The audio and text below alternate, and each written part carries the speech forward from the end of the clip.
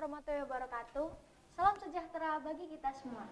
Hai teman-teman Pamsa Kaca, gimana kabar kalian hari ini? Semoga sehat selalu ya. Dan saya harap di masa pandemi kali ini kita selalu diberikan kesehatan oleh Allah Subhanahu wa taala.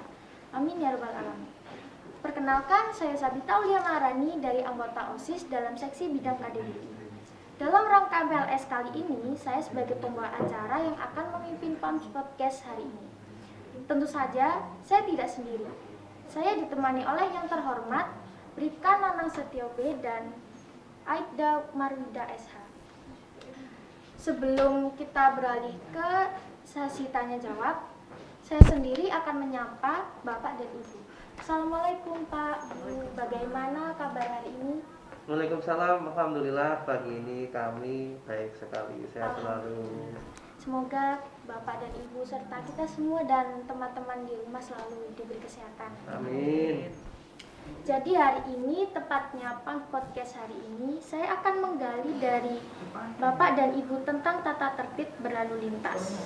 Untuk teman-teman di rumah, khususnya siswa-siswi SMK Negeri 1 Malang, mari kita simak Pam Podcast hari ini. Tata tertib berlalu lintas memang hal yang harus menjadi landasan kita sehari-hari, apalagi bagi kalangan remaja yang rawan terjadi kecelakaan karena tidak patuhnya mereka terhadap lalu lintas. Menurut Bapak dan Ibu, bagaimana cara memotivasi remaja, khususnya siswa-siswi, serta apa saja termasuk dalam tata tertib berlalu lintas? Mungkin dari Bapak Nanang, silakan. Baik, terima kasih ya adik-adik sekalian. Sebelumnya kami tentu ingin berkenalan dengan adik-adik semuanya yang ada di rumah ya. Perkenalkan adik-adik, saya nama saya Pak Nanang, kemudian pangkat sudah disebutkan tadi sama MC, kemudian sebelah kami juga Bu Wida, Bu Marwida atau panggilannya Bu Wida. Kami dari Satuan Lalu Lintas Unit Dikyasa Satlantas Polresta Malang Kota. Tentunya adik-adik mungkin kepolisian itu tugasnya kok ada yang di bidang penegakan hukum, di bidang pengurusan STNK, SIM dan sebagainya, penanganan kecelakaan. Itu tugasnya apa saja sebetulnya? Nah, kebetulan tugas kami di sini adalah memberikan pembinaan penyuluhan tentang lalu lintas dan etika dalam kita berlalu lintas. Nah, itu perkenalan singkat kami ya. Kemudian menyikapi ataupun menjawab dari MC tadi terkait motivasi anak-anak dalam berlalu lintas ya. Jadi sebetulnya pada prinsipnya begini, kita harus tahu dulu terkait dengan apa itu lalu lintas, apa itu etika, kemudian apa itu tata tertib dalam berlalu lintas ya. Yang pertama kita berbicara masalah etika. Etika itu apa sebetulnya? Etika itu adalah sikap santun, saling hormat dan menghargai antar sesama. Itu adalah etika atau biasa kita kenal dengan perilaku yang baik atau santun sopan. Kemudian lalu lintas itu adalah gerak pindah kendaraan atau barang dalam ruang lalu lintas dari satu tempat ke tempat lain ya. Nah, kemudian kalau kita menggabungkan dengan etika dalam berlalu lintas, tentunya adalah sikap santun, saling hormat menghormati antar pengguna jalan dalam hal untuk keamanan dan keselamatan berlalu lintas. Untuk memberikan motivasi kepada adik-adik sekalian, yang pasti adik-adik sebelum melaksanakan kegiatan ataupun aktivitas itu tentunya harus melihat dulu kondisi keadaan di sekeliling Anda dulu. Yang pertama, ketika Anda akan melaksanakan kegiatan belajar di sekolah, misalkan Anda naik kendaraan roda 2 misalkan ya, tentunya Anda harus melihat dulu kondisi kendaraannya.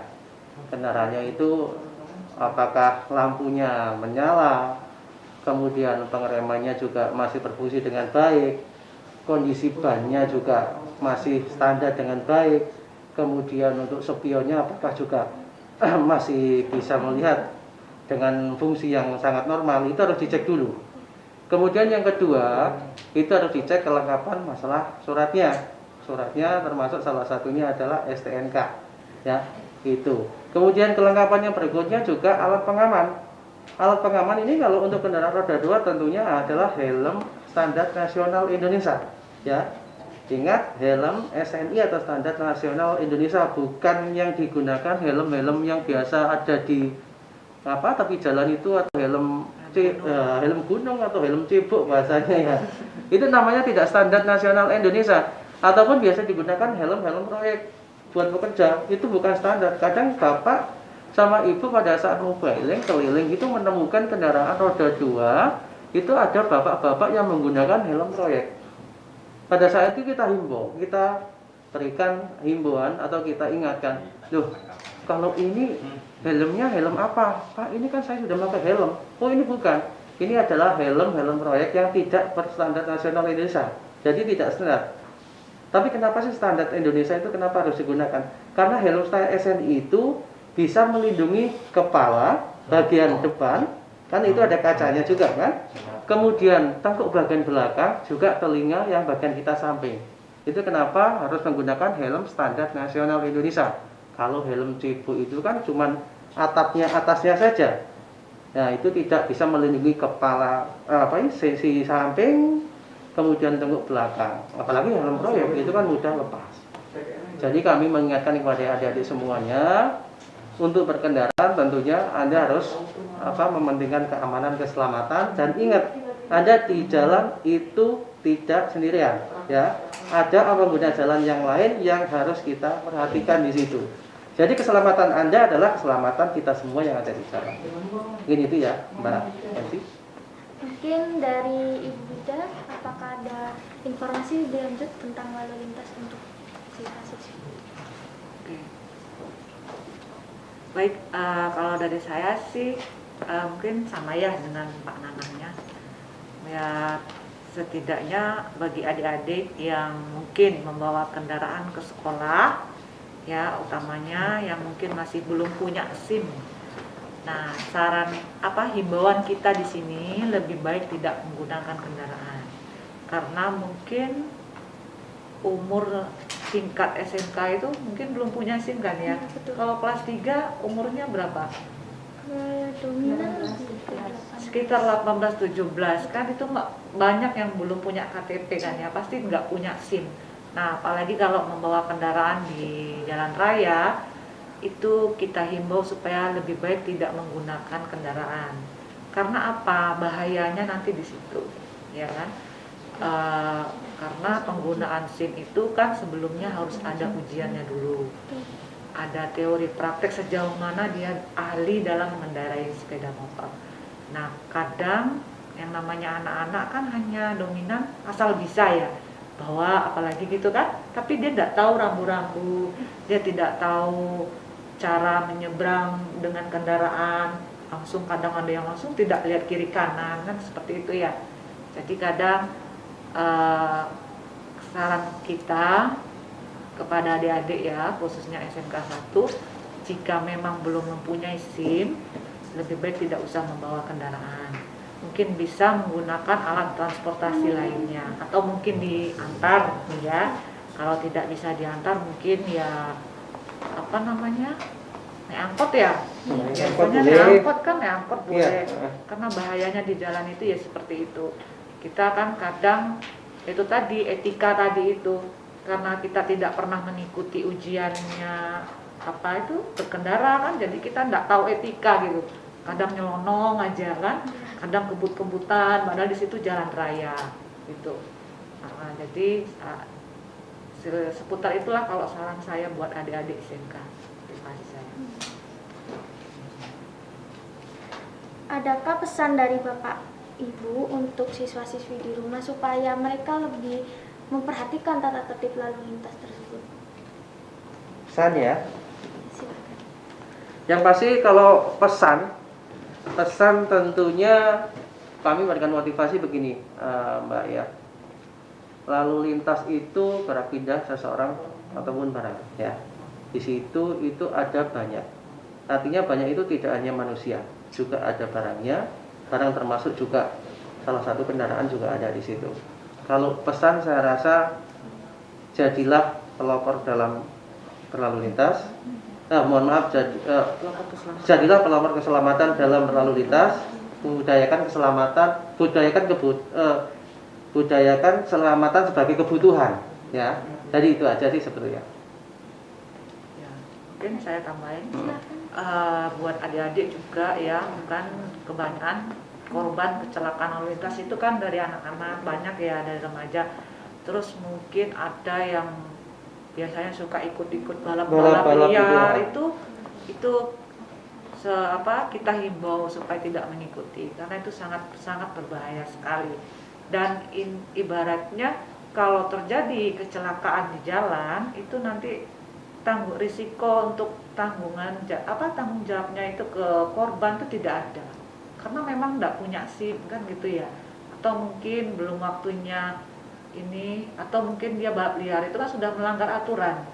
Nah yang kasihan siapa? Kan orang tua juga kan, nggak ada yang bertanggung jawab kan, itu justru anaknya jadi seperti tersangka gitu ya, jadi pelaku ibaratnya kan gitu, pelaku akhirnya. Jadi kan adik-adik semua kan nggak mau kan dibikin jadi pelaku kan, itu kan kadang banyak yang ikut-ikutan. Jadi kalau bisa kepada adik-adik itu nggak usah ikut-ikutan yang namanya ikut balap-balap liar ini. Kalau mau punya hobi ke sana itu ya carilah tempat mungkin sarana olahraga yang bisa dijadikan ajang buat kebut-kebutan tuh, silakan mungkin di gor ya, tapi tidak di jalan raya. Karena di jalan raya itu sangat gimana ya, aturannya banyak, rambu-rambunya juga harus banyak diketahui ya. Tidak hanya rambu-rambu tertentu, lampu merah saja, tapi banyak. Kadang kan yang namanya di lalu lintas juga ada garis-garis marka, itu kan banyak nggak tahu juga ya kan.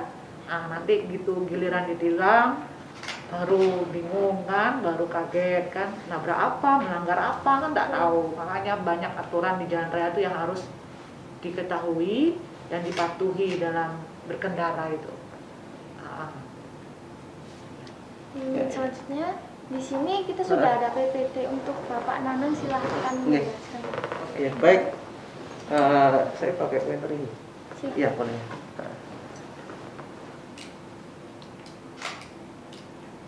Baik adik-adik sekalian, pagi ini kami akan menjelaskan terkait dengan Undang-Undang Lalu Lintas Nomor 22 Tahun 2009 tentang angkutan jalan. Kemudian juga pagi ini Bapak akan menjelaskan secara detail bagaimana kita mempunyai etika yang baik, yang santun di jalan, sehingga nanti bisa tercipta keamanan, keselamatan lalu lintas dan angkutan jalan yang baik juga. Ya, sampai. Oke. Baik, sebelumnya ini adalah pengertian tentang lalu lintas, kemudian juga ini adalah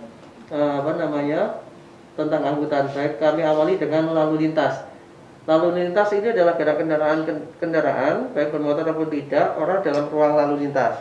Yang tadi sudah kita awali, sudah kita sampaikan. Kemudian yang berikutnya kita ada angkutan.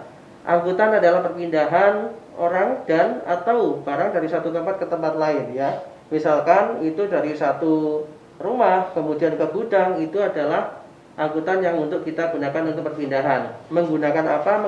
Biasa menggunakan kendaraan bermotor ataupun tidak. Nah, di sini Bapak akan menyampaikan terkait dengan dua jenis kendaraan. Kendaraan itu ada yang digerakkan oleh manusia, kemudian ada yang digerakkan oleh mesin. Yang digerakkan oleh manusia tentunya itu adalah sepeda kayu atau sepeda angin, itu oleh manusia. Kemudian yang digerakkan oleh mesin contohnya adalah kendaraan sepeda motor, kemudian mobil penumpang, bus dan lain sebagainya. Itu adalah jenis kendaraan. Jadi adik-adik semuanya harus tahu ada namanya dua jenis kendaraan, ya, kendaraan bermotor dan tidak. Kendaraan bermotor itu digerakkan oleh mesin, kemudian yang kendaraan tidak bermotor dikendaraan oleh manusia dan hewan.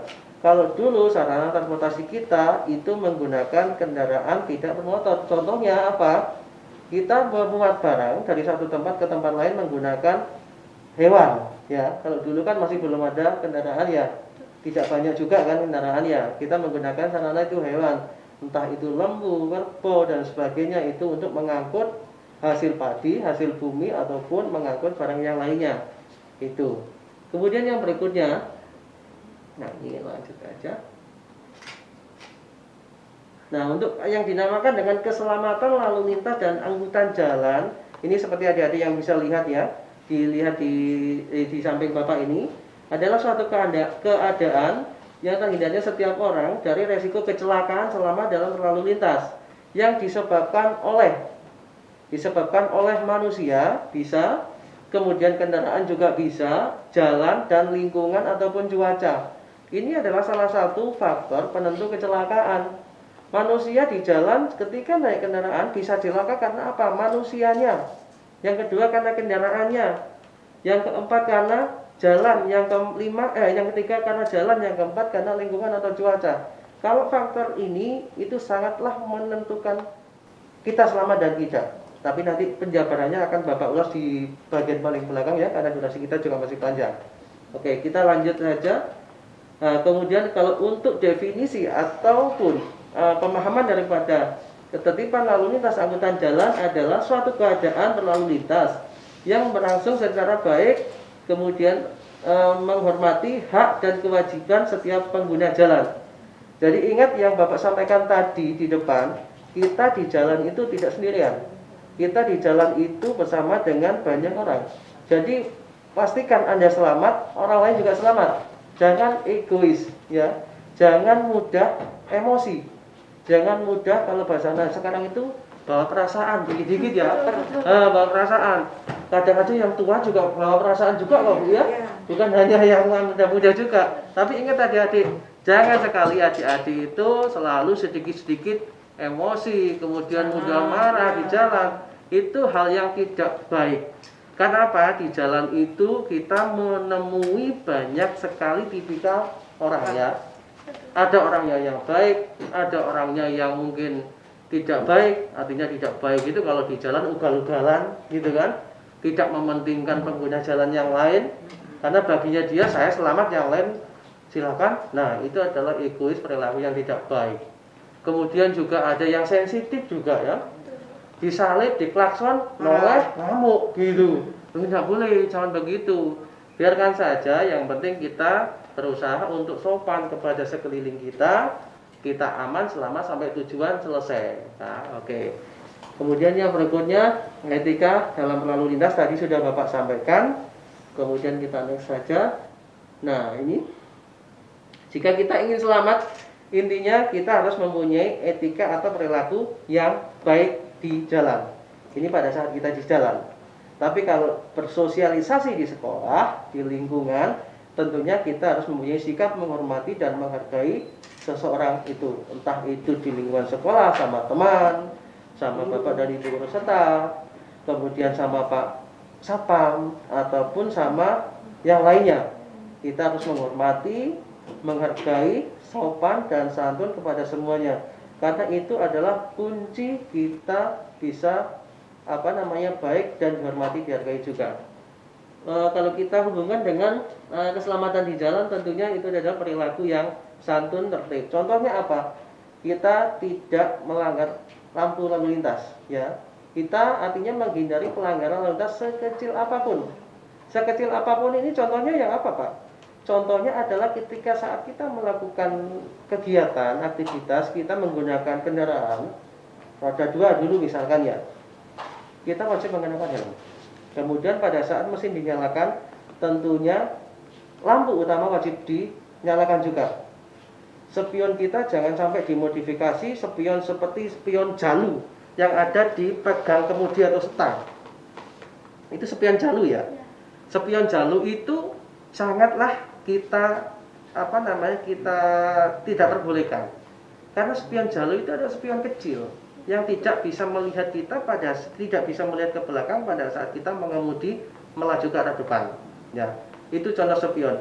Kemudian ban kalau memang bawaan standar pabrikan, tolong jangan dimodifikasi atau dirubah menjadi ban yang kecil, menjadi tipis. Bannya sepeda angin, sepeda pancal itu tidak diperkenankan dan itu sesuai dengan ketentuan undang-undang lalu lintas.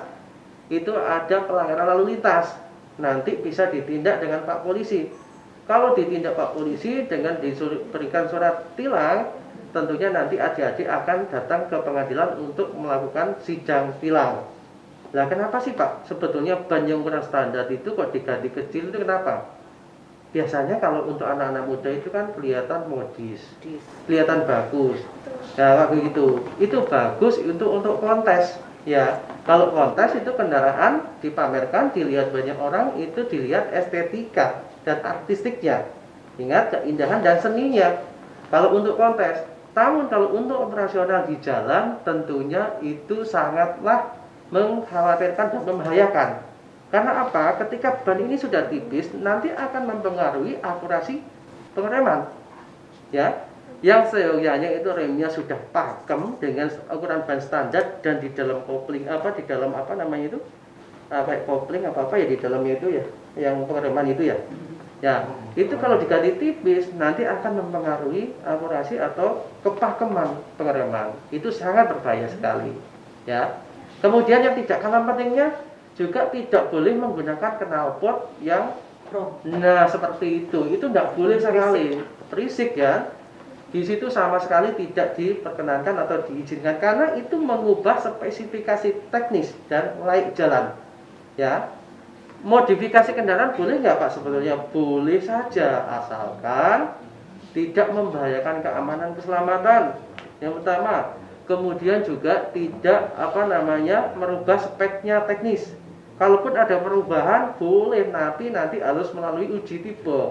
Uji tipe itu wajib. Kalau kita sampaikan itu nanti panjang, nanti di episode berikutnya ya.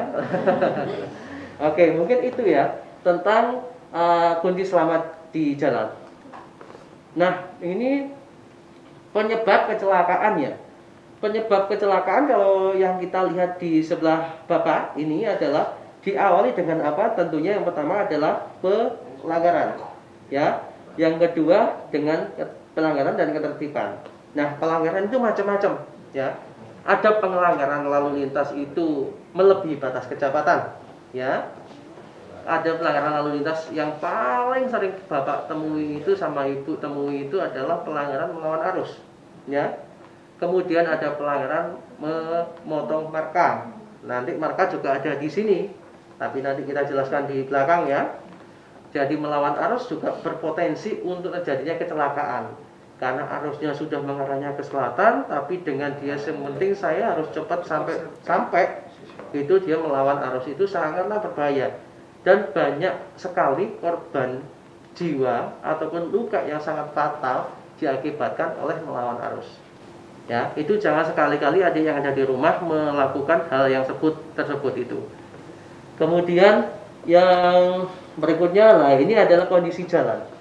Ya, kondisi jalan saat ini itu yang seperti adik-adik lihat. Nah, kalau yang di sebelah sini itu berhenti di depan marka putih atau garis zebra cross.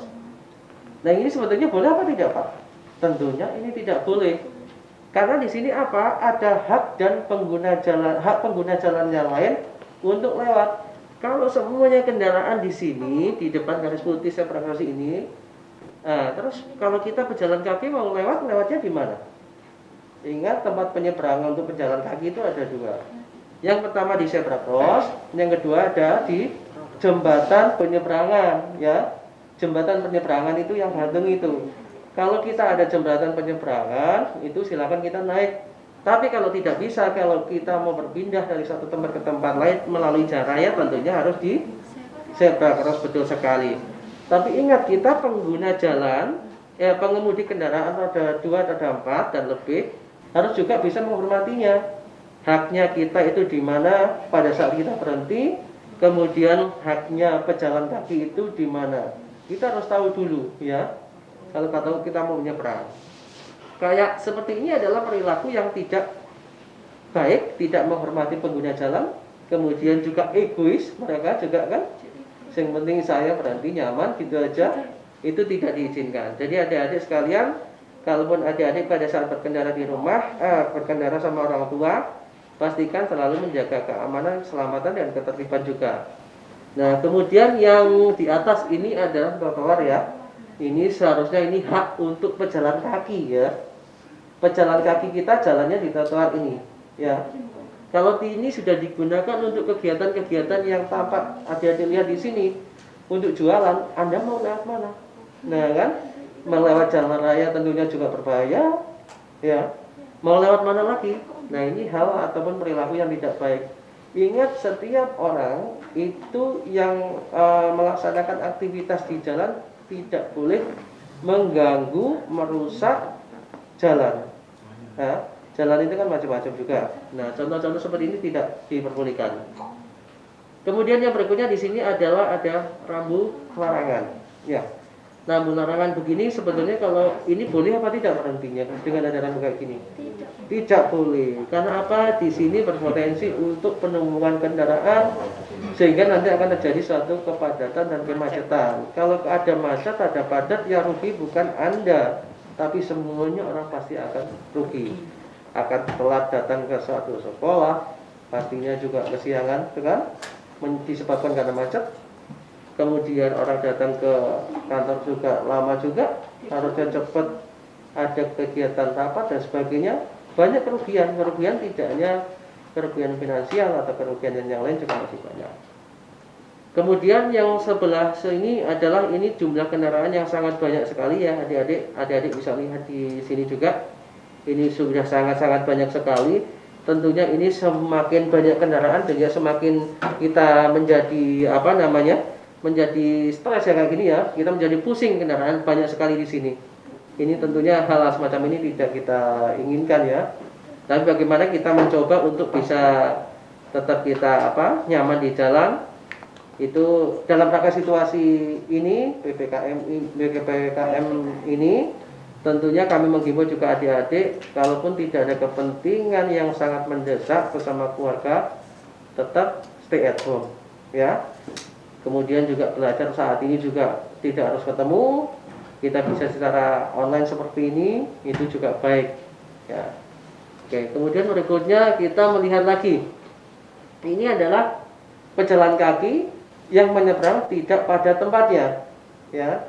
Yang pertama tadi Bapak menyampaikan pengguna jalan roda 2, roda 4 dan lebih itu harus patuh dan taat kepada aturan pemerintah atau undang-undang ya, aturan undang-undang.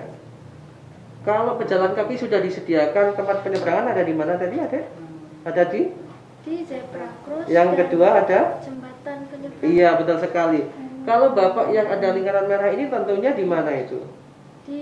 Di jalan di tengah-tengah. Boleh apa tidak? Tentunya tidak boleh. Karena di sini sudah ada zebra cross. Nah, ini zebra crossnya yang lewat siapa terus kayak gini kan? Nah gitu. Itu sangat membahayakan dan sangat berbahaya sekali ya. Sangat berbahaya sekali di situ. Nah, itu sangat berbahaya sekali di situ. Jangan sekali-kali kita menyeberang pada tempat yang tidak disediakan ya. Kita sudah menyediakan sarananya, zebra crossnya juga ada, jembatan penyeberangan juga ada. Dikala misalkan tidak ada jembatan penyeberangan, tidak ada zebra cross, kita boleh menyeberang di jalan seperti ini, boleh. Memang di situ ketika tidak ada. Tapi ingat, harus ada sifat atau sikap kehati-hatian untuk melihat lingkungan lalu lintasnya. Itu harus kita cek dulu. Karena ada pertanyaan, Pak, kalau kita itu menyeberangnya kan ada dua Pak. Kalau menyeberangnya di zebra cross sama di jembatan. Lah kalau itu tidak ada, terus saya bagaimana Pak? Apa saya katanya mumbul gitu kan gitu? Tidak kayak gitu. Boleh dengan terpaksa, tidak apa-apa. Tapi ingat harus mengutamakan keamanan, keselamatan lalu lintas dan melihat ya. Tengok ke kanan atau sebaliknya. Lalu lintasnya kenceng-kencengnya, kemudian padat atau tidak, mengganggu atau tidak. Nah, kemudian yang di bawahnya ini adalah ini ya, helm. Penggunaan helm. Kayak ini adalah contoh yang tidak baik. Ya. Bapak ini mendidik ataupun dia membonceng anak-anaknya ini yang sangat tidak aman sekali. Mestinya anak-anaknya diboncengnya itu harus menggunakan helm. Helm yang sesuai dengan Bapak yang kami sampaikan tadi adalah helm standar nasional Indonesia. Tapi juga tidak boleh membonceng lebih daripada satu. Karena sesuai dengan ketentuan etika lalu lintas, kendaraan roda 2 itu boncengannya cuma satu. Itu kalau boncengan 3 bagaimana Pak? Boleh nggak ditindak? Boleh. Karena di situ ada namanya Pak Polisi, kewenangannya di Undang-Undang Lalu Lintas. Kalau saya bicara pasal nanti nggak usah ya. Nanti bisa ditindak, intinya bisa. Nah ini sangat tidak boleh sekali. Nah kemudian pelanggaran-pelanggaran yang lain yang bisa menyebabkan kecelakaan adalah menggunakan gadget, ya, handphone. Nah pertanyaannya kadang gini, Pak tidak boleh menggunakan handphone Pak. Kemudian kalau kami pesen makanan melalui online gitu kan, kemudian teman-teman ojol menggunakan handphone di jalan gitu. Nah itu kok dibolehkan? Itu pasti pertanyaan seperti itu selalu muncul, ya kan? Yang dimaksud Bapak di sini adalah ketika kita fokus di jalan itu tidak harus ketika kita di jalan harus fokus sama jalan, tidak fokus konsentrasi kita sama handphone. Kalau yang ada di sini itu kan sama handphone. Ya. Ketika sudah menggunakan seperti ini itu nanti pasti akan konsentrasi kita akan terbagi. Maka kepentingan kita untuk sampai tujuan, kemudian mana kepentingan kita untuk menjawab WhatsApp. Kan begitu kan biasanya. Ini sangat tidak boleh karena ini akan menghilangkan konsentrasi kita dalam mengemudi sehingga bisa menjadi fatal untuk terjadinya kecelakaan. Kemudian yang berikutnya yang di sana adalah mbak sama adiknya tidak menggunakan helm dan bahkan bannya sangat kecil. Ya, yang tadi Bapak sampaikan sama Ibu tadi kan bannya kecil sekali. Ini sangatlah rawan terjadinya kecelakaan dan bisa fatal. Ingat ini bisa fatal. Mungkin adik-adiknya SMK ini banyak yang kayak gitu. Nah, ini Iya, pesannya. malas pakai helm kan, malas rambutnya rusak, malas mungkin jilbabnya rusak. Oh kayak gitu, jangan. Ya, Ya. mungkin bukan di SMA sini, mungkin SMA lain ya. SMK lain. SMK Jadi lain. sekali lagi adik-adik tolong dihindari pelanggaran itu. Kemudian yang di bawahnya ini adalah bapak sama ibu atau sama siapa itu membawa anak, ya.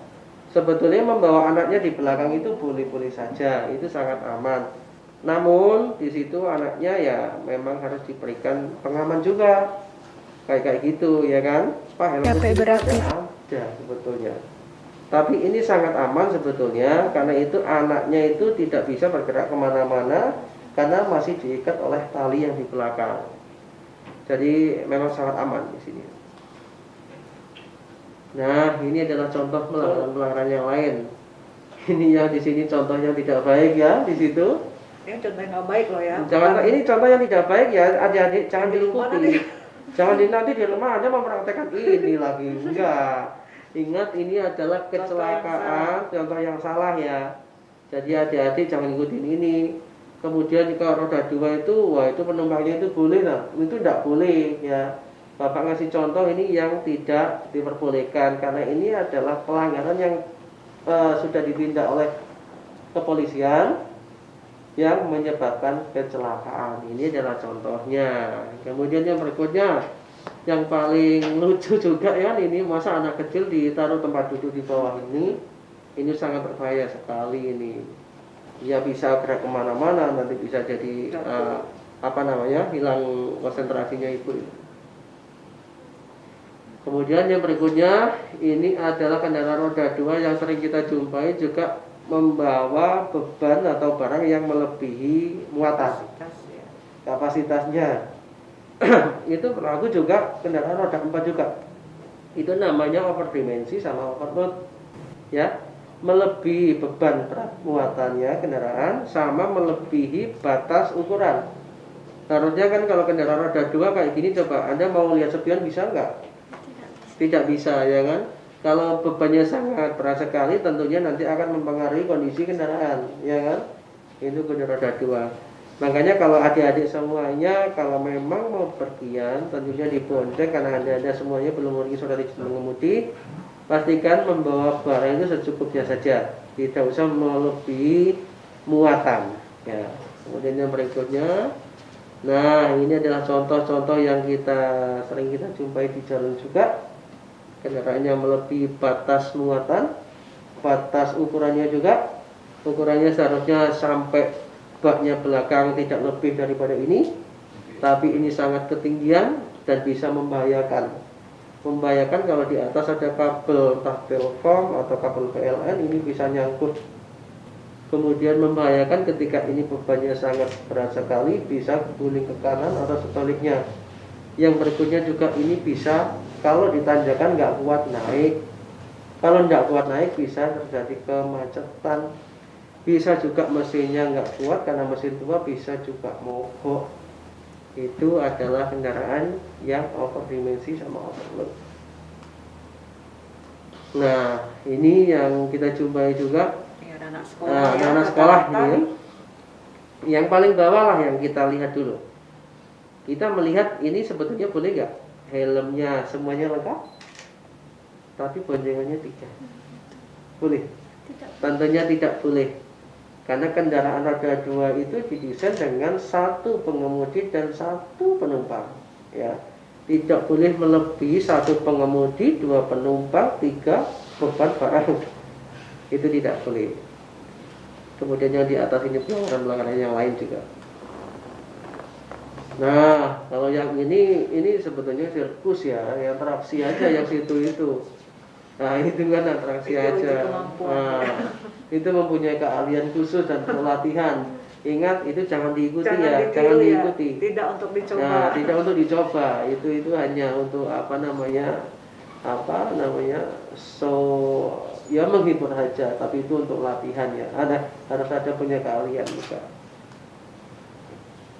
Nah, seperti ini bisa menyebabkan kemacetan. Nah, sering kita jumpai juga mobil barang ya, mau yang pickup digunakan untuk mengangkut Anak-anak orang atau manusia. Ini sama sekali membahayakan karena di situ mobil beban, mobil barang ini hanya untuk mengangkut barang saja, tidak untuk mengangkut manusia. Ya, ingat adik-adik, mobil pickup, namanya mobil barang ya, mobil beban, itu hanya untuk mengangkut barang saja, tapi tidak untuk mengangkut manusia. Kalau untuk mengangkut manusia, itu ada jenis mobil penumpang, itu ada. Mobil penumpang umum juga ada. Kalau ini kan mobil barang. Ini berbahaya sekali karena di situ tidak mempunyai standar keamanan dalam penumpang, dalam mengemudi juga. Oke, kita berlanjut. Ini yang Bapak pernah kalau ini kan di desa-desa ya, di sebelah sana. kan desa-desa. Masih juga tentunya di tempat-tempat kita, mudah-mudahan juga ada yang enggak ada gitu kan. Ini yang tadi disampaikan oleh Bu Wida terkait dengan balapan. Ya. Balapan itu tidak diizinkan kalau digunakan di jalan raya, tidak diizinkan. Karena sesuai dengan ketentuan Undang-Undang Lalu Lintas, itu kendaraan di jalan tidak boleh berbalapan dengan kendaraan lain. Kemudian tidak boleh melebihi batas kecepatan maksimal. Di jalan sudah ada rambu petunjuknya, lampu peringatan, rambu larangan juga sudah ada. Kalau adik-adik lihat di jalan, itu biasanya di tepi jalan ada namanya angka di situ ya. Angka, kemudian garis tepinya merah, garis dasar warna tepinya merah, warna dasarnya putih. Kemudian di situ ditulis sebuah angka 40 km ya. Kalau dasarnya putih, lingkarannya itu merah, ada angka 40 km, tentunya itu apa? Batas kecepatan maksimal ya. Jadi kita bisa ngegas atau kita bisa injak pedal gas, tidak boleh melebihi RPM kita di atas 40, kecuali di jalan tol. Kalau di jalan tol itu adalah jalan bebas hambatan yang dikhususkan kendaraan roda 4, 6 dan lebih. Itu boleh. Di situ ada batas minimal dan ada batas maksimal. Ya. Kalau mau balapan nanti ada tempatnya di sirkuit. Ya. Itu balapan semuanya resmi. Resmi, ada izinnya, standar keamanan di jalan juga sudah ditentukan. Kalau di Malang tidak ada di Malang ini. Kalaupun ada di satu tempat, itu adalah balapan yang tidak berizin atau disamakan balapan liar, seperti itu. Di Malang seperti itu. Kalau tempat sudah tidak ada di Malang itu, baik di sebelah sana, karena di sana tidak ada namanya standar keamanan di jalan, tidak ada. Ini contoh-contoh balapan ya. Nah, kecelakaan itu bisa datang ke kita melalui pelanggaran, dan ini adalah salah satu potensi kecelakaan ya. Yang tadi mungkin banyak kita sebutkan, tidak melawan, tidak menggunakan safety belt, bisa fatal juga. Kemudian mengangkut barang tadi yang Bapak sebutkan, kecepatan melebihi yang tadi saya sebutkan, kemudian menggunakan HP tadi Bapak sudah sebutkan, dan menggunakan obat-obatan atau minuman yang beralkohol. Kalau kita akan melaksanakan aktivitas, tentunya kita harus dalam keadaan sehat. Apalagi kita menggunakan sepeda motor ataupun mobil. pastikan Anda tidak menggunakan obat-obatan yang membuat Anda menjadi ngantuk, ya.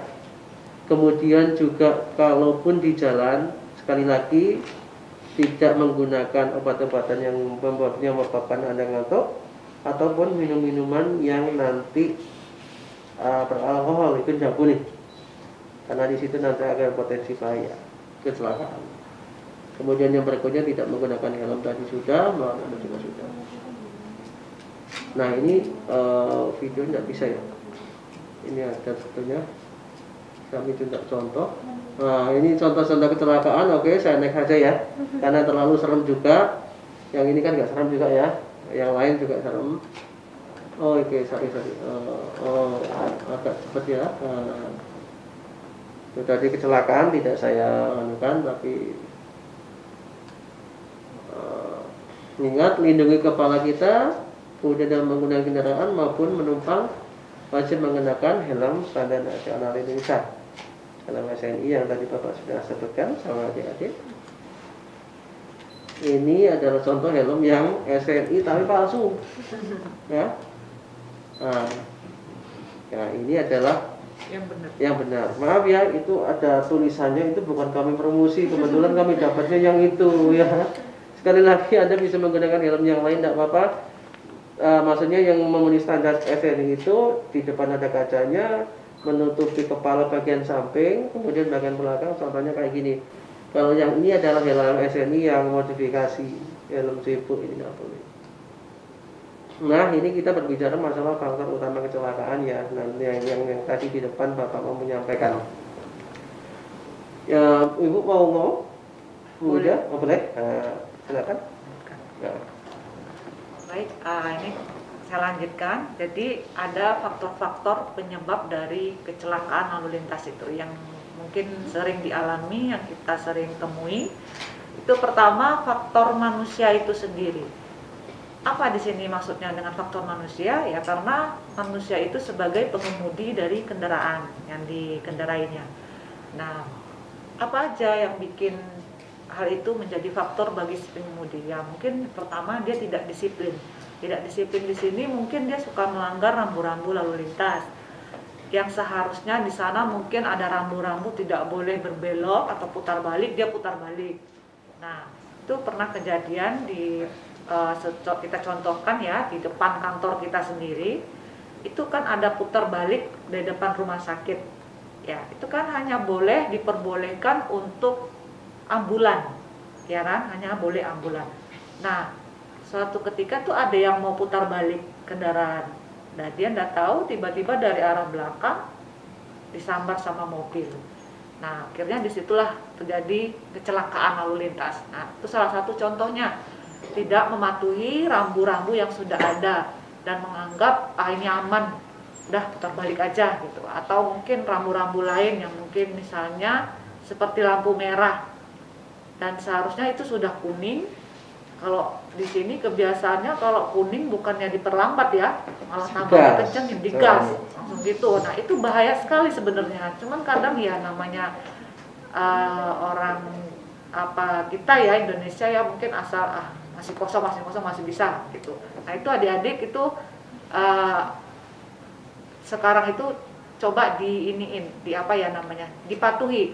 Jadi kalau memang sudah kuning, jadi pelan aja, tidak menggas. Ibaratnya itu adalah rambu peringatan bahwa sebentar lagi akan lampu merah gitu. Nah kadang gitu pelanggaran di rambu-rambu sendiri. Nah kemudian emosional, tidak sabar.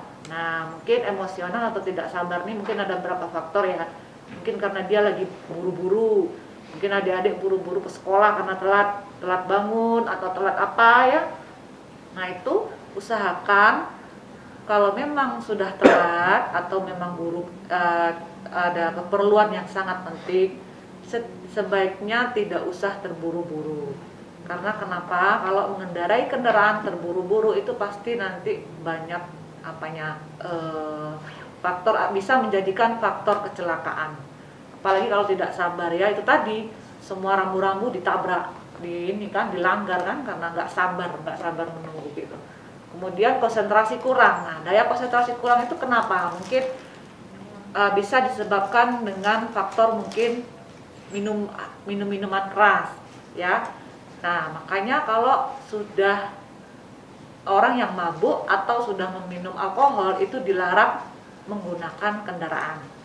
Itu sangat dilarang sekali. Kemudian apabila mungkin dia pada saat berkendara dia menggunakan handphone, nah itu konsentrasinya kurang. Karena apa? Dia fokus sama HP-nya, dia fokus sama WhatsApp-nya, chatting-chattingannya tadi. Nah, jadi adik-adik kalau sebisanya kalau bawa kendaraan, apalagi sepeda motor, itu jangan menggunakan HP sambil mengendarai. Kalau memang penting, ya udah berhenti, ya berhenti dulu baru gunakan handphone.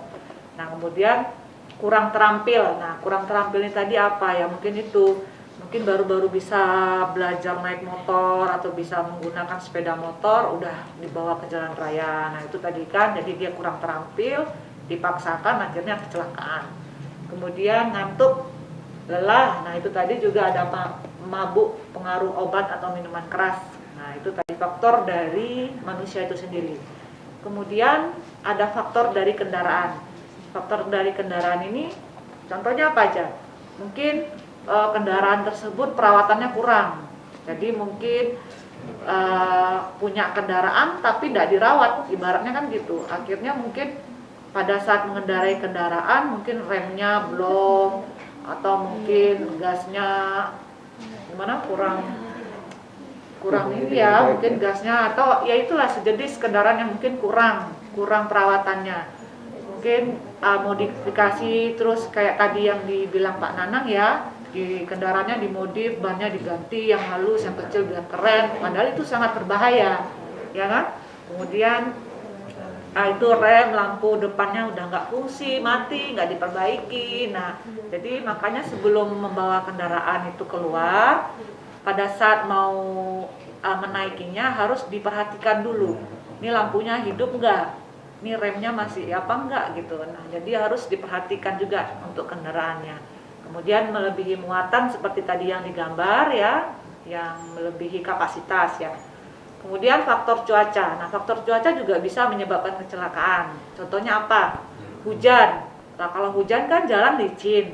Nah, kadang karena kita tak merasa itu tadi, kembali lagi ke faktor diri kita, mungkin lelah, pengen cepat pulang ya, biar cepat sampai rumah dan nggak kehujanan nih, dalam ngebut di jalan. Padahal itu sebetulnya sangat berbahaya, ya.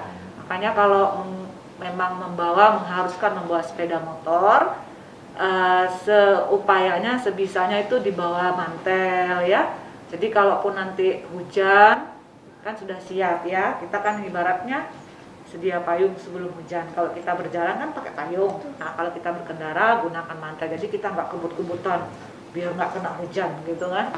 Nah, kemudian tadi kabut. Kalau kabut ini mungkin di daerah pegunungan kali ya, atau di mana, mungkin di Malang juga ada sih, jarang juga. Kemudian faktor jalan dan lingkungan. Nah, ini bisa juga faktor jalan itu seperti apa? Mungkin jalan sempit. Nah, kadang kan udah jalannya sempit, terus yang namanya anak-anak muda ya, anak sekolah pengen cepat ngebut gitu kan, nggak lihat di situ ada polisi tidur kadang ya. Karena polisi tidur itu kadang biasa jalan kecepatan Bu namanya itu. Oh iya, bukan polisi tidur. Masa Tapi kan kita kalau yang orang umum biasanya kenalnya polisi tidur kan. Ya, malah saya ini harus dikasih tahu. Nanti kalau kita bilang, tadi alat pengendali jalan, pengendali batas kecepatan. pasti adik-adik semua nggak kebayang kan apa itu kan. Nah, makanya ibu paham, ibu kasih yang simpel, polisi tidur ya. Bukan polisi lagi tidur. Jadi sudah tahu di sana jalan sempit tuh biasanya kan ada itu ya, ada polisi tidur gitu. Nah, saya sendiri pernah ngalami dulu waktu masih muda-muda belum jadi polisi. Jadi sama teman itu, karena saking pengen cepet-cepetnya, kita kan nggak tahu ya asal-asalan, namanya masih muda ya, ngebut ya. Nah, masuk jalan sempit, situ ada polisi tidur, ya udah langsung nabrak polisi tidur, lupa ngerem, sudah kita ini jatuh sampai juga balik itu. Itulah akibatnya. Akhirnya kita nggak tahu kan kejadian apa yang ada di depan kita, kan kita nggak ngerti. Kita kan nggak ngerti bahwa nanti di sana kamu kecelakaan, kan kita nggak tahu. Nah, sebelum hal itu terjadi, alangkah lebih baik kita berusaha dulu supaya tidak terjadi. Nah, tadi kemudian, nah itu tadi juga jalan bergelombang, termasuk tadi polisi tidur itu juga bergelombang kan. Kemudian mungkin jalan yang di jalan raya juga ada lekuan itu, makanya di jalan raya itu tidak diperbolehkan untuk kebut-kebutan. Kemudian tikungan tajam, mungkin mau masuk persimpangan rumah atau mau belok kemana atau ada yang tikungan tajam itu sangat berhati-hati, jangan malah dikebut gitu ya. Jadi sehingga kecelakaan itu bisa kita hindari. Ya. Nah, yang ini kami tambahkan masalah di tikungan ya. Tikungan itu biasanya kan banyak digunakan untuk orang di jalan itu untuk menyalip. Ya. Yang pertama, tikungan itu didesain sedemikian rupa supaya kita bisa mengendalikan kecepatan. Di tikungan itu ketentuan undang-undang lalu lintas itu ada marka namanya marka tidak putus atau lurus di situ. Anda tidak boleh menyalip ketika di tikungan. Boleh menyalip itu adalah Rossi saja ya. Jadi bukan Anda dari pembalap boleh menyalip di tikungan. Tapi kalau untuk di daerah raya tidak boleh digunakan untuk menyalip. Karena di situ pandangan kita itu tidak luas. Jadi pandangan kita tidak bisa bebas. Jadi di tikungan sekali lagi adik-adik jangan membiasakan itu selalu menyalip, tidak diizinkan. Nanti masalah marka kita buka juga di sini masih ada nanti. Next saja ya. Ini data laka lantas. Next saja. Oke. Ini korban berlaku. Ini nggak usah, saya rasa data-data ini nggak usah. Nah ini. Oh ini undang-undang yang ini yang mengatur ya. Setiap orang yang mengemudikan kendaraan bermotor di jalan wajib mengemudikan dengan wajar. Nah, jadi semuanya itu ada. Aturannya semua sudah ada. Jadi kita itu tidak hanya asal menyuruh harus konsentrasi, harus ini enggak, karena itu semua sudah ada aturannya. Kemudian yang berikutnya.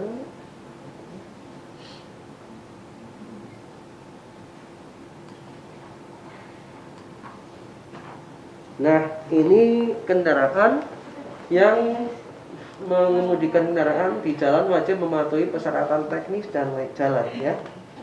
Persyaratan teknis dan laik jalan nanti Bapak akan sampaikan di sini. Ini adalah kendaraan yang tidak memenuhi persyaratan teknis dan laik jalan. Yang sebelahnya sini adalah kendaraan yang memenuhi persyaratan teknis dan laik jalan. Artinya di sini adalah kendaraan yang tidak laik jalan dan memenuhi persyaratan teknis yang dimodifikasi. Modifikasi yang tadi sudah banyak Bapak sampaikan, mulai ban yang diganti, kemudian knalpot yang dimodifikasi yang diganti, kemudian kondisi mesin karbonnya yang mungkin masih sudah diganti, sehingga spionnya juga dimodifikasi. Itu tidak memenuhi persyaratan teknis dan tidak mematuhi. Ingat ada namanya memenuhi dan mematuhi di situ. Kalau sudah memenuhi, Anda wajib mematuhi. Mematuhinya dengan apa? Dengan dikemudikan dengan baik, kemudian tidak melanggar undang-undang. Yang di sebelah saya sini adalah kendaraan yang sesuai dengan persyaratan teknis dan laik jalan di sini ya adik-adik. Jadi di situ itu semuanya lengkap, kondisinya aman, bisa digunakan. Harus bisa dibedakan ini yang tidak boleh sama itu yang diizinkan. Oke, ini sangat penting sekali. Nah, ketika seperti ini, tata cara berlalu lintas. Yang di atas sesuai dengan kita Undang-Undang Lalu Lintas Pasal 110, pengemudi kendaraan yang berlawanan tidak dipisahkan secara jelas, wajib memberikan ruang yang cukup di sebelah kanannya. Yang B, ketika di depan ada suatu hambatan, entah itu bentuk batu ataupun bentuk yang lainnya, kita harus memberikan ruang untuk yang sebelahnya jalan dulu. Ya. Jalan dulu baru kita boleh melewati ya, atau kita boleh menghindari itu tadi. Jangan kita egois. Kita tidak memberikan kesempatan jalan yang A, kemudian yang B langsung aja belok ke kanan. Nanti ketika terjadi kecelakaan, yang B bisa diminta keterangan terkait dengan kondisi kecelakaannya.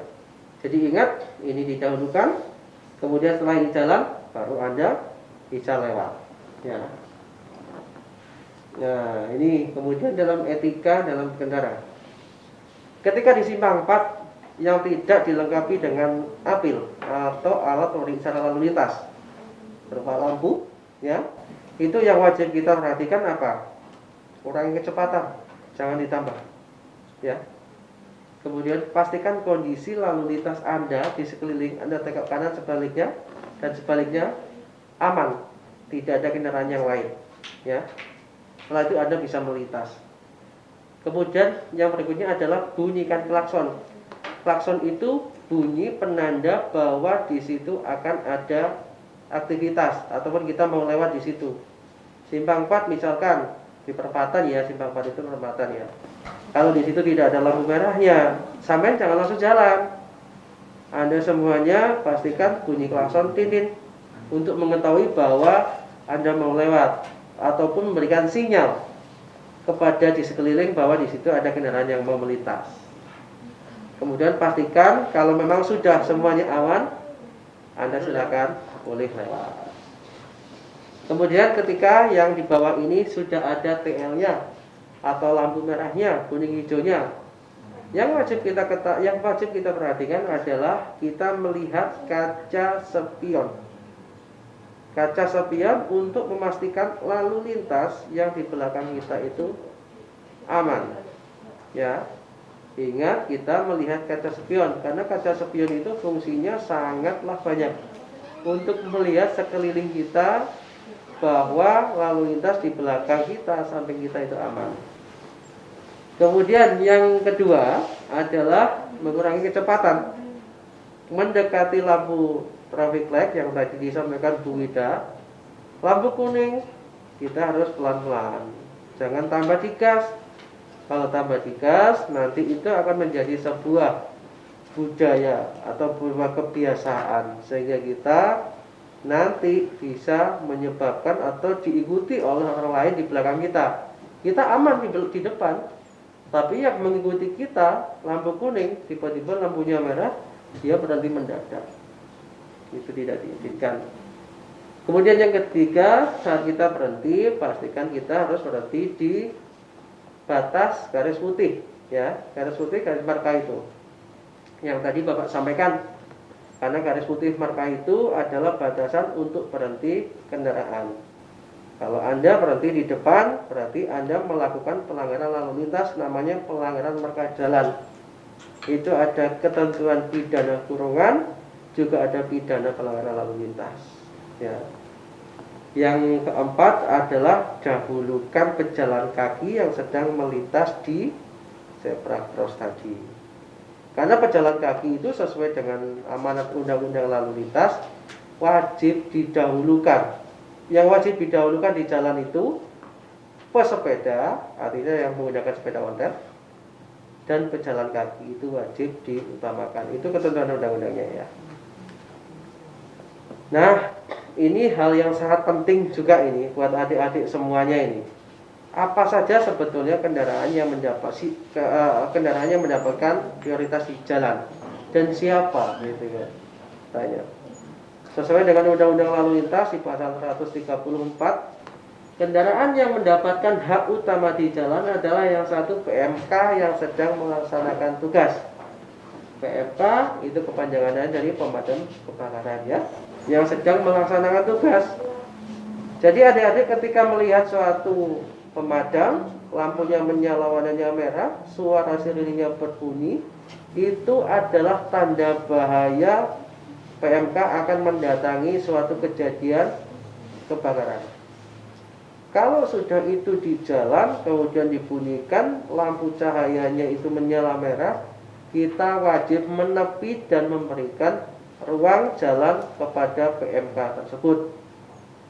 Karena di situ dia akan mengevakuasi ataupun memadamkan korban daripada api tadi. Kalau itu tidak segera ditangani, maka nanti ada korban berikutnya. Jadi ingat, itu wajib diutamakan, jangan sampai menghalang-halangi. Kalau menghalang-halangi itu tentu nanti ada ketentuan pidana bisa ditindak. Kemudian yang kedua adalah ambulan. Ambulan tentunya yang mengangkut orang yang sakit. Ambulan yang mengangkut orang yang sakit itu wajib didahulukan. Apalagi dalam situasi seperti ini, itu banyak sekali ya ambulan yang sedang melaksanakan tugas. Bukan ambulan yang tidak menjalankan tugas ya. Kalau ambulan yang tidak menjalankan tugas, tentunya juga dia pada saat di jalan, lampu sirenenya juga tidak dibunyikan, suara sirenenya mohon maaf, suara sirenenya juga tidak boleh dibunyikan karena dia tidak mengangkut orang yang sakit. Kemudian lampunya juga tidak boleh dinyalakan, lampu totalnya ya, itu tidak boleh ketika ambulan ya. Tapi pada saat menjalankan tugas, itu wajib dibunyikan karena untuk ketepatan dan kecepatan evakuasi pemulihan kondisi orang yang sakit. Ya, ketepatan dan kecepatan evakuasi atau pengobatan kondisi orang yang sakit. Kemudian yang berikutnya ada namanya kendaraan pimpinan ataupun lembaga. Itu sudah diatur dalam Undang-Undang Lalu Lintas dan itu juga wajib kita dahulukan. Biasanya itu kan dikawal oleh kepolisian ya.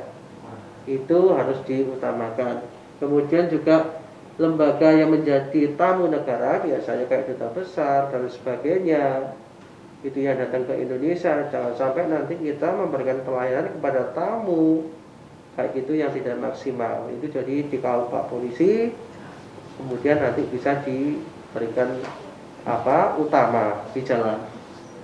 Yang selanjutnya adalah iringan jenazah. Ini biasanya ada di jalan juga. Kemudian iring-iringan jenazah ini juga wajib didahulukan. Jangan sampai nanti itu kita hambat atau kita halang-halangi. Karena itu harus segera dimakamkan ya kalau memang jenazah dibawa di mobil untuk diiring-iringkan itu. Kemudian selanjutnya adalah untuk konvoi kepentingan berdasarkan pertimbangan kepolisian. Contohnya apa? Di situ adalah iringan yang mungkin, maaf ini konvoi teman-teman pendukung sepak bola atau Aremania ya di Malang ini ya. Itu harus kita amankan. Kalau kita sudah mengamankan supaya nanti di jalan itu mereka terkoordinir dengan baik. Kalau kita tidak amankan, tidak kawal, pasti nanti akan ada dampak yang sangat luas. Mereka bisa ugal-ugalan di jalan. Kalau sudah terjadi ugal-ugalan, akan ada situasi lalu lintas yang semrawut juga. Kalau di situ sudah ada semrawut, akan menyebabkan kepadatan kemacetan, sehingga pengguna jalan yang lain bisa terganggu. Maka dari itu, ketika ada konvoi, itu Pak Polisi mempunyai hak berdasarkan pertimbangan keamanan, keselamatan, ketertiban lalu lintas, Pak Polisi bisa mengawal. Ya. Kemudian yang ini untuk kepentingan tertentu itu maksudnya juga bisa penanganan ancaman bom ya, misalkan di suatu tempat gedung objek vital yang lain itu ada informasi di situ dipasang bom ataupun mau diledakkan atau informasi, ataupun pada saat ada evakuasi jadi tim daripada penjinak bom kan bawa kendaraan itu wajib diutamakan dikawal oleh polisi karena untuk ketepatan dan kecepatan di lokasi. Mohon maaf Pak, waktunya tinggal 10 menit. Oh, tinggal 10 menit. Karena ada sesi tanya. Oh, baik. Baik, oke. Baik, kalau ini adalah di persimpangan. Kemudian ini ada marka jalan ya. Marka jalan yang sebelah sini ada putus-putus. Kalau yang putus-putus itu adik-adik boleh menyalip. Kalau yang tidak putus-putus itu tidak boleh menyalip. Kalau yang ini sama ya, menyalip tapi dalam kondisinya Anda harus kembali ke asal ya. Tidak marka jalan. Ingat, yang simpel aja, yang paling adik-adik harus paham. Putus-putus itu boleh menyalip, tapi yang lurus itu tidak boleh. Itu harus dipahami adik-adik dulu ya. Itu nanti bisa dijabarkan secara luas. Ini saya kira sama mengenai marka jalan. Ini cuma animasi pakai mobil aja. Oke. Nah, ini juga sama, kuning. Kalau kuning ini sebetulnya marka jalan, penanda jalan, status jalan ya. Itu ada jalan nasional, ada provinsi dan kota. Nah, kalau yang seperti ini di persimpangan kita harus hati-hati. Oke. Nah, yang tadi di tikungan kayak gini tuh. Tikungan. Tikungan sebetulnya ini nih ya, ini tikungannya. Ini enggak boleh nih kayak gini tuh. Nah, enggak boleh. Kalau ini juga enggak boleh karena ini ada median. Enggak boleh kita menginjak. Itu di zebra cross tadi yang sudah kita jelaskan. Ini juga sama, adik-adik. Enggak boleh, adik-adik bisa lihat. Kemudian adik-adik bisa cek. Jalan tol, ya. Ya, ini persimpangan. Pesepeda kita utamakan. Oke. Nah, ini batas kecepatan. Jarak aman ya. Ke arah sana. Oke. Ini contoh lampu lalu lintas saja. Ini kewajiban tanggung jawab pengemudi. Ini masalah angkutan ya. Laka ini kami nggak usah. Ini sebetulnya kami melatar belakangi ini adalah untuk karena banyaknya kecelakaan. Ini saya rasa tidak usah. Nah ini persiapan ini. Nah pastikan kalau adik-adik dibonceng pakai roda 2, pastikan menggunakan sepatu. Kemudian jaketnya juga jaketnya yang bisa melindungi tubuh. Helm SNI. Nah ini adalah posisi pada saat kita naik kendaraan. Ini posisi yang salah di bawah. Yang di atas adalah posisi mata ke depan, siku seperti itu, tangannya begini, tidak dibalik. Biasanya ada kan cewek-cewek itu yang tangannya dibalik, takut hitam atasnya, ini kan? Pakai selongsong gitu, selongsong apa enggak tahu itu. Kayak gitu. Nah, ini body language-nya ini enggak tahu ini bagaimana ini kok bisa begini ini. Ini enggak boleh ya, jangan asal begini ya naiknya. Ini kata yang betul yang di atas itu badannya kayak gitu itu betul. Ini yang ini gak jelasin. Nah ini tadi saya rasa sama, ini juga sama. 5 menit ya lagi. Saat perboncengan. Nah yang tadi ini sudah Bapak sampaikan ya, saya rasa boncengan. Oke. Nah itu nggak usah jemping-jemping kayak gitu ya kita. Nah itu nggak boleh itu. Apalagi ini dengan kakinya yang selontor, waduh ini nggak boleh juga. Yang betul yang paling bawah ini. Ingat adik-adik dilihat aja, ini yang betul, yang tidak betul yang dilihat ya. Oke, ini. Nah ini kalau kita teknik menikung, kalau menikung kita harus pelan ya. Setelah pelan kita melihat. Kalau mau ketikungan ya, pelan, kemudian kita melihat. Kemudian tahan juga kendaraannya. Artinya nahan bukan berhenti ya, dikendalikan. Kemudian juga gas. Ini pelan-pelan contohnya ini. Oke, ini nyelip. Ini ketentuan pasal pidananya aja. Saya rasa mungkin itu ya, Mbak. Oke, sekian terima kasih. Baik, sebelum kita beralih ke acara sesi tanya jawab, kita memiliki produk andalan SMKN 1 Malang khususnya dari teman-teman APHP yaitu Karisma Kunir Asem. Untuk Bapak dan Ibu silakan dikonsumsi. Ya, silakan. ya. Ini produknya SMK. Ya, dari teman-teman APHP. Apa itu? Agribisnis pengolahan hasil pangan. Oh, minum ya.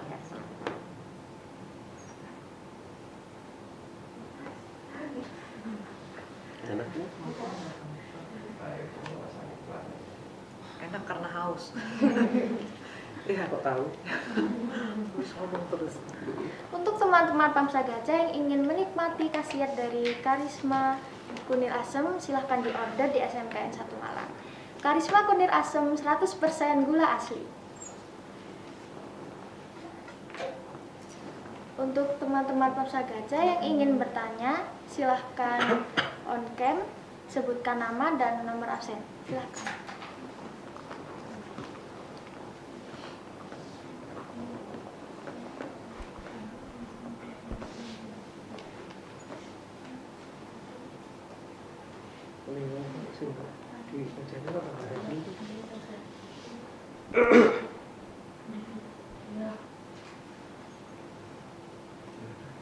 Silahkan jika ada yang ingin bertanya. Ayo adik-adik yang ingin tanya silakan. Terkait tugasnya Pak Polisi atau yang kita apa ini kita sampaikan tadi yang belum jelas, pengen unek-unek yang kepingin tanya, mumpung ada kita di sini. Ingat yang tadi itu namanya kalau kita di jalan ada gundukan di aspal itu alat pengendali batas kecepatan. Ya. Saya ingin tanya, silakan. Setting ada nggak yang tanya? Iya Mbak. Di chattingnya ada nggak ya? Kita tunggu aja. Jangan malu-malu, ikut nanya. Kok apa? Ada berapa orang siswanya? Partisipasinya berapa tuh? Siswanya kurang lebih Yang ikut partisipasi siswa tuh? Di situ? 500-an. 200 banyak sekali. 500-an, masa nggak ada yang bertanya? Jangan takut Ngantuk adik-adik. ya? Adik-adiknya ngantuk nih di rumah Ngantuk nih. apa gimana? Apa takut sama Pak Polisi sama Ibu Polisi wanita? Apa belum bisa caranya? Mau tanya gimana? Lewat chatting dulu boleh, kalau nggak mau langsung ya. Chatting di situ kan bisa.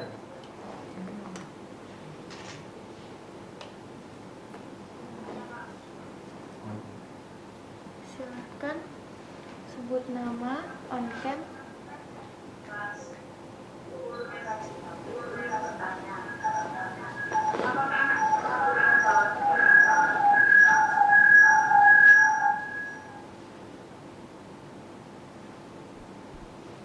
Bisa diulang untuk pertanyaannya?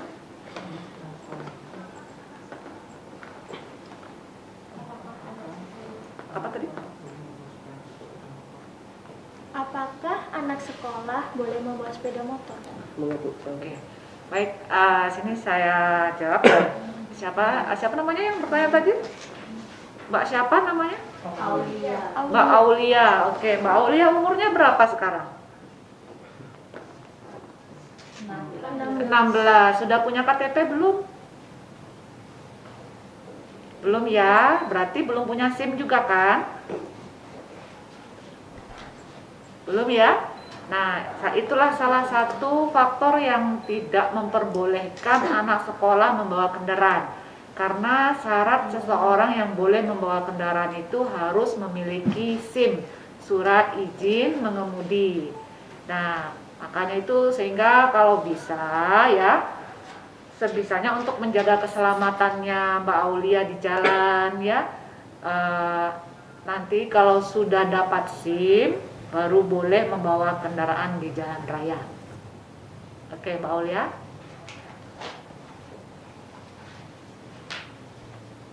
Ada pertanyaan lagi?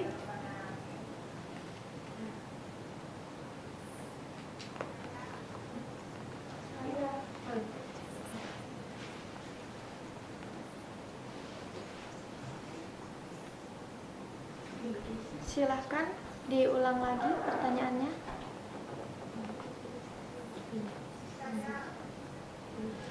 Merubah CC itu apakah melanggar peraturan? Gimana? Merubah CC. Merubah CC ya? Ya. Merubah CC kendaraan itu ya? Kendaraan apa? Ya itu ya. Namanya siapa itu? Namanya ada? Namanya? Bilkis. Bilkis. Bilkis. Oke. Oke. Bilkis, ini pertanyaannya Bilkis bagus sekali. Bilkis cewek atau cowok itu? Cowok kan? Oh, Cewek cewek. ya? Oh, lah kok berbasis sih seneng balapan ya ini. Enggak. Bilkis, jadi namanya modifikasi kendaraan itu ada namanya peraturan pemerintah nomor 50 tahun 2012 tentang kendaraan. Jadi kendaraan kalau merubah CC, tentunya di situ ada namanya merubah kapasitas kekuatan mesin ya. Di situ boleh, tapi harus melalui uji tipe lagi ya. Artinya uji tipe ini harus kepada bengkel yang mempunyai sertifikasi atau mempunyai izin untuk melaksanakan modifikasi perubahan mesin. Karena terkait mesin itu sudah ditentukan. Mesin itu sudah ditentukan.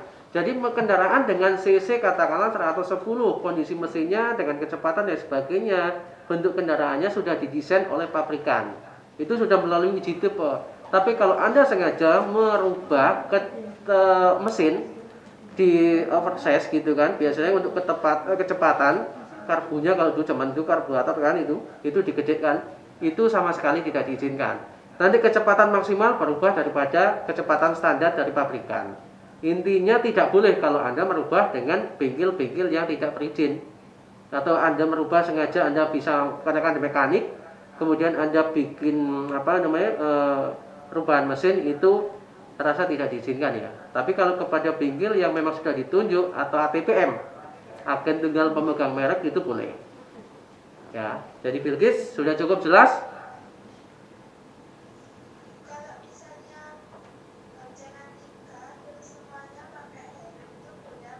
Nah, Berarti Bilqis tadi tidak lihat gambar ya. gak apa-apa, kelewatan.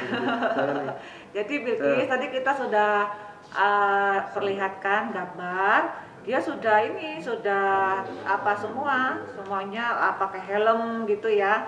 Tapi boncengan 3 itu tidak boleh, karena seyogyanya kendaraan itu hanya boleh 1 sopir dan 1 penumpang kalau sepeda motor.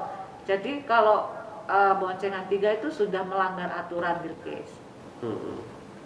Ya. Bapak tambahkan ya Bilqis, kendaraan untuk roda 2 itu desainnya 1 penumpang, 1 pengemudi 1 penumpang. Kalau melebihi 1 penumpang lagi, artinya 1 pengemudi 2 penumpang, tentunya di situ ada namanya pelanggaran lalu lintas. Karena apa? Di situ tentunya beban berat kendaraan akan berubah.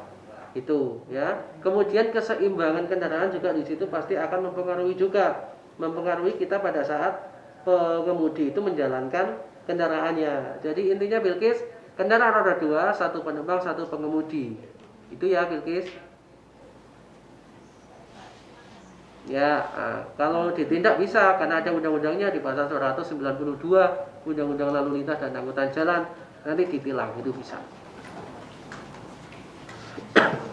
Baik, apa ada pertanyaan lagi?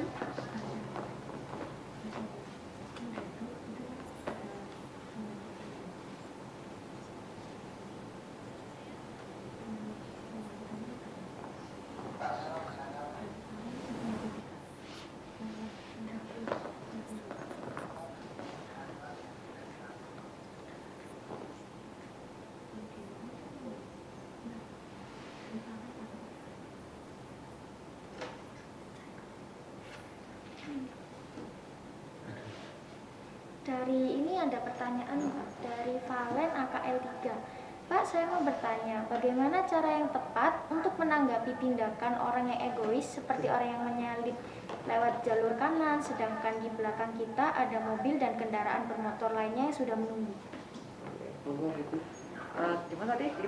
Cara menanggapi tindakan orang yang egois ya.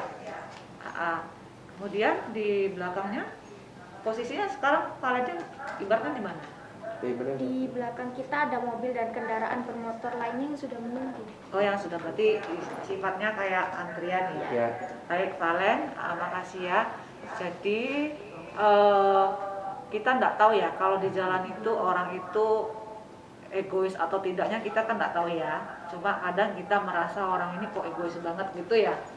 Jadi kalau saran saya, kalau seandainya Valen nanti mengendarai kendaraan bermotor, menemukan orang seperti itu, intinya kembalikan ke kita. Udah, kita sabar aja. Ibaratnya kalaupun nanti di belakang ada yang sudah antri juga, kadang juga kita diklakson-klakson gitu ya. Ya sudah, kita ya gimana?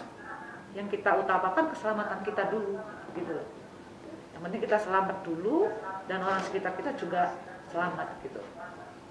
Jadi intinya ya sabarnya harus di Valennya gitu.